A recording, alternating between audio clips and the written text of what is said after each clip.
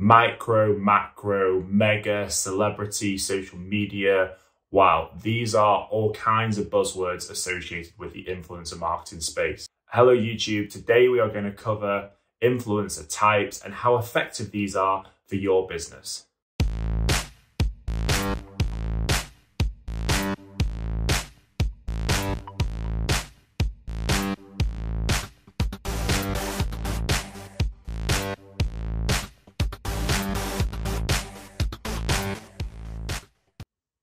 Welcome back to the channel, guys. My name is Sam. I'm the founder of So Squared. And if you're enjoying this video, please give it a like. And if you want to stay up to date with the content that we produce, hit subscribe. Influencer marketing and user-generated content have really knocked down the walls of traditional advertising. Our habits as consumers and the addiction to social media means that this is the best way to position your product or service to an audience. But which influencers are most effective? And as a marketeer or a business owner, how do we begin to start strategizing this? So let's discuss the different types of influencers and the pros and cons associated with these categories. First of all, I think it's important to note that there's no official guide to what levels of influencers actually are. If you search the web, you will find multiple different variances in follow account engagement. But for the purpose of this video, I'm going to explain to you from my point of view and from the point of view of So Squared, how we categorize different types of influencers. First, let's look at macro influencers. Now, macro influencers from my perspective would be between 300,000 to 1 million followers on a single platform. These will typically be kind of like celebrities, reality TV stars, and other TV personalities. These influencers are really good at creating a buzz around a product or a service. They help raise brand awareness. However, it's pretty hard to determine how much return on investment they will actually bring and whether this translates into sales. These guys are fantastic for getting your brand name out there, but how much revenue are they actually generating? The drawback of these influencers are that they tend to have less of a cult following. Now, this can sometimes translate in less of a return on investment in advertising dollars spent, usually because the sales figures aren't projected by the influencers' advertising activities. However, within the macro space, we do find those creators who have established themselves within a niche and actually have more of an influential voice than others. These creators are able to actually create a buzz and directly impact sales. You know, their influence within the space means that they're able to drive sales in a specific niche. A good example of this is someone like Courtney Black in the fitness industry. So let's take a look at micro influencers. And yes, macro, micro, you guessed it. These guys typically have between 50 to 300,000 followers from our perspective at So Squared. And this is what we predominantly work with on the platform. We work with influencers who have maybe slightly less of a following, but have more of a connection with their audience. These creators may not be full-time influencers, but they have typically built up a good audience based on just being well recognized on social media. Now, this isn't the case for everybody. We do see that people that are just well recognized on social media become macro influencers and vice versa. We also see kind of smaller celebrities, reality TV stars, just fall into that micro influencer category. The micro influencers, just like the macro influencers, they're good at creating a buzz around a product or a service. Now, they do this at a much more cost-effective price. You also tend to find that micro influencers have more of an engaged community or audience in a specific location or industry. Micro influencers tend to be favored by fashion brands. However, they're used by pretty much all businesses. Companies with a more expansive budget will use this as a cost-effective way to produce user-generated content. Now, not only does this get more eyeballs and also keeps the brand's image prominent on news feeds, it also allows them to create this back catalogue of content which they can then use on their social feeds at a really cost-effective price. For brands with smaller budgets, this is a great way for you to get into the influencer marketing space. It helps you grow and scale your activities without having to commit to the big budgets of using macro influencers. One of the major drawbacks of using micro influencers is the identification of creators and also the management of campaigns. Working en masse with multiple creators can be really time consuming, from both a discovery perspective and also the end-to-end management of collaborations. These are two main pain points that the So Squared platform actually solves.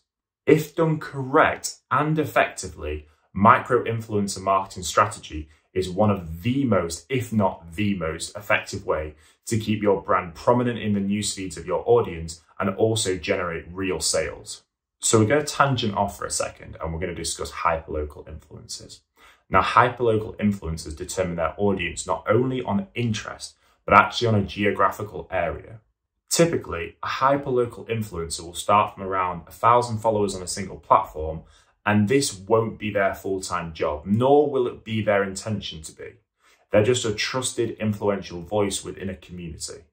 So what makes a hyperlocal influencer different is their ability to reach an audience on more of a personal level. Now, this is often massively overlooked when doing larger collaborations with, say, macro-influencers. This point is massively important when looking at a product or a service that has some sort of geographical constraint on it. A great way to look at this is like a restaurant or a bar that's opening in a specific location.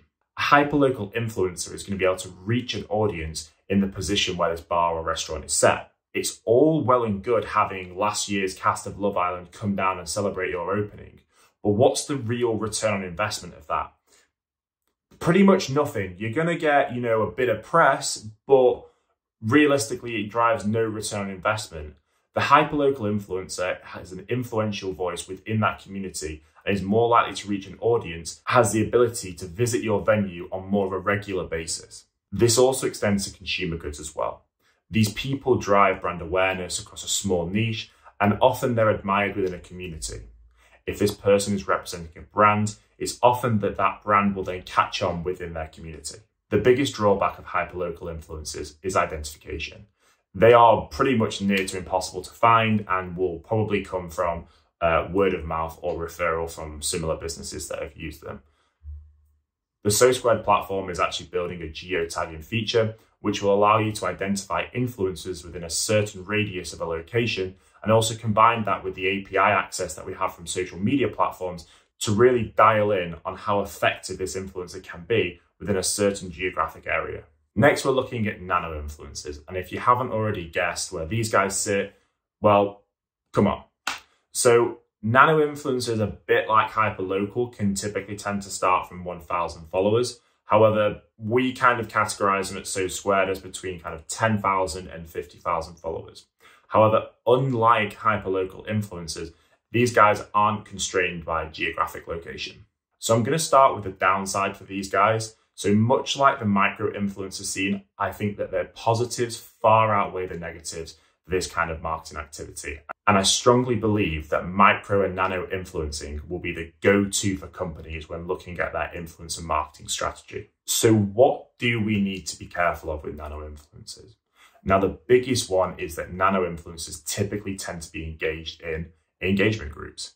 Now, this will be where they will put a post they've recently done into a group, whether it's WhatsApp, Telegram, or even on Instagram DMs, and a collective group of people will like and comment on their post. This is pretty easy to detect if you kind of look through all their posts. You'll be able to see the same sort of people commenting the same couple of emojis. Now, for a brand, this isn't exactly ideal. It's not exactly cheating the metrics, but it's skewing them in a favorable way. However, it isn't as bad as, say, purchasing likes and followers. And this brings us on to the next pitfall. Unlike in the macro scene, the purchasing of likes or followers is a lot harder to detect within that nano scene. So at a macro level, and to be honest with you, even at a micro level, it's pretty easy to detect this kind of fraud because all we have to do is we look at the engagement. If the reach and the impressions are nowhere near what the follower or the like count is, there's a good chance that you can make an educational guess that they've purchased some of their audience. On a nano scale, however, because the figures are so much smaller, it's much more difficult to detect this kind of fraud. The only real effective way to do this is to actually spend time going through their followers or going through their likes. Now, this is super time consuming. So if done correctly, using nano influencers is fantastic. And if you look at how effective it is compared to cost and return on investment, it's no wonder why it's being favored by so many brands worldwide. The first big benefit of using a nano influencer is that their engagement typically tends to be great. They will spend time in their DMs and in their comments replying to their audience. Now, if you kind of cast your mind back to a vlog that I did about the Instagram algorithm, this is two things that are massively considered when making sure that posts get reached by both followers and also non-followers. That continued engagement with your audience. As consumers, we actually tend to trust nano influencers more than, say, macro influencers.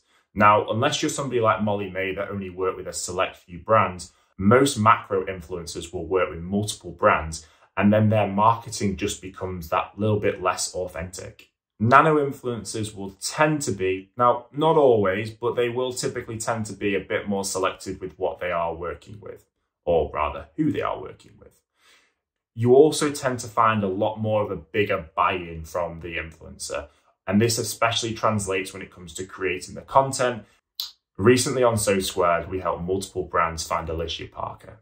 She is a nano influencer that really goes above and beyond when it comes to creating content that's not only engaging, but it's also super authentic. Now, the competitive edge for brands choosing to use people like Alicia over, say, macro influencers is that more content can be generated for the same budget that not only gives you a larger variety, but also helps you get more of an authentic reach across, a wider demographic. And speaking of engagement, nano influencers tend to have a much better engagement rate than, say, macro influencers.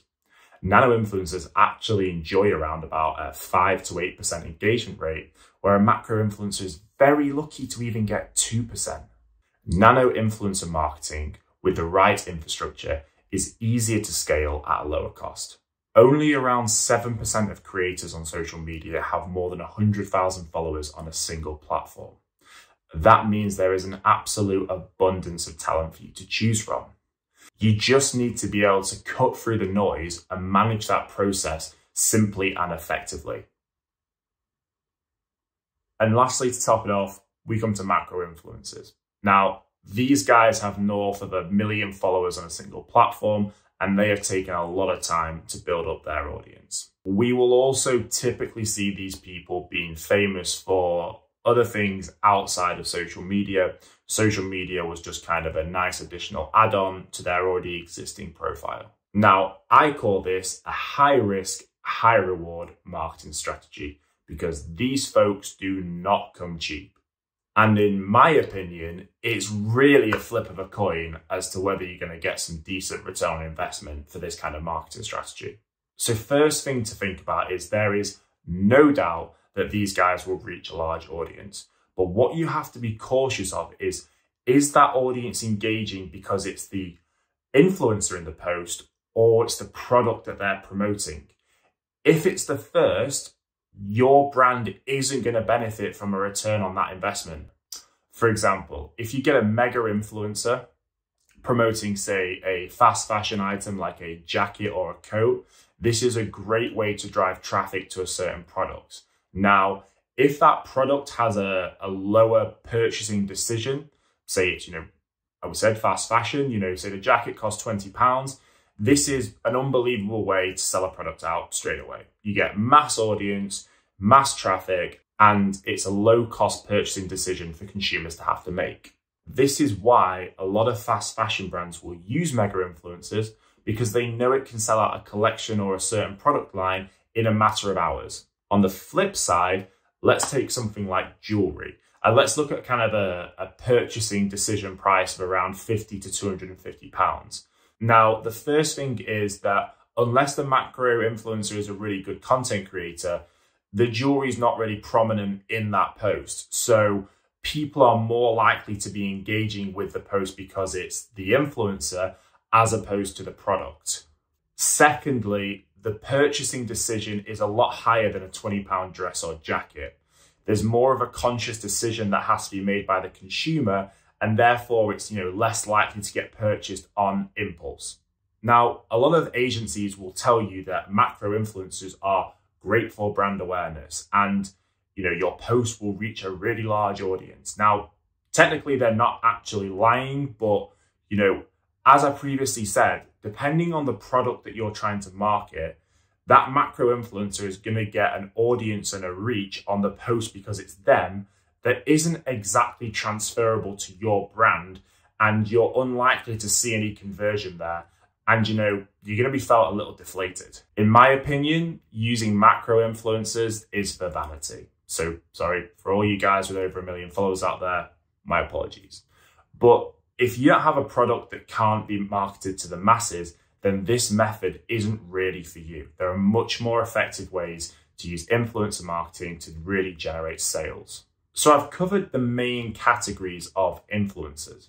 But there's actually one that we haven't mentioned yet that actually it sits across all categories of influencers, and that's the content creator. So pretty much across all vlogs that we've done, we've talked about how important it is to create engaging content. And this is the case across all influencer categories, whether it's nano, hyperlocal, macro, mega, micro, it does not matter.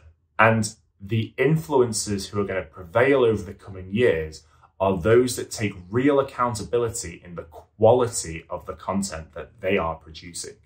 If you're new to influencer marketing or you just want some impartial advice, feel free to drop me an email and we can schedule a time in the diary to discuss how we can help you scale your marketing activities here at So Squared. Thanks for tuning in, guys. Catch you next time.